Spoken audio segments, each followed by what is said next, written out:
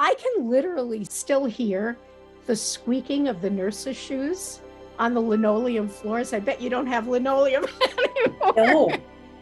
Yes, but I mean, I can hear it. I mean, it's the first memory that I literally have that, that's kind of, immediately kind of anchors me into that past experience. Flashing back to that scene of the teacher in the center of the star pattern of our beds, she was reading to us. She was doing a lot of reading. I'm positive I learned to read there. It played an integral role in my life at a really important time. I don't know why so many of us had that exact experience of a congenital dislocated hip.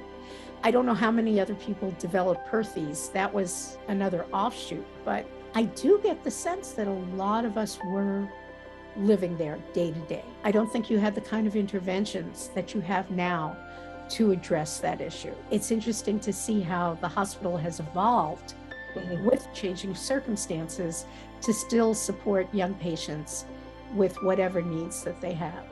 I learned how to play, I guess, somehow with whatever was possible at Blythedale, but I never learned how to play as a young child, and there were, because of my hip, there were a lot of activities I couldn't do. So the fact that in that hospital environment, there was an effort to create some sense of normalcy as much as possible for the children who were there, and the fact that it was so active and so deliberate in the design of how services were offered, it just makes Blythedale a very, very special place. It's not to say that life hasn't had its challenges, but that level of care and that dedication that was very clear from staff, that stays with you, that endures. I really believe that sense of valuing people and valuing service and valuing compassion. I'm actually tearing up a little as I say this.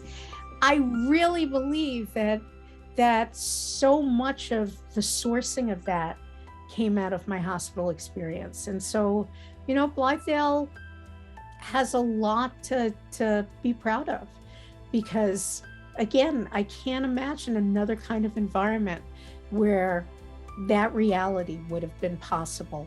And not just the care, but the fact that there was some sort of financial support system for people who were very, very needy. And it's just an amazing thing. So I'm grateful. I'm always grateful. So it's nice to be able to say that. I actually get emotional. They made a difference in my life, and they made a difference, I'm sure, with all the other patients who were there at the same time with me. So I always think it's important to know people are grateful, and please thank them. They're making, everyone there makes a difference. And, I think there are times that might get forgotten in just sort of the daily grind or challenges, but it counts. It counts for me 60 years later. It's not just about caring for your medical needs. It's really about caring for the whole patient, especially in a residential kind of environment. So I can't applaud Blythedale enough. It's a gift that they give, and I can only speak as a patient, but I know it made a huge, huge difference for me.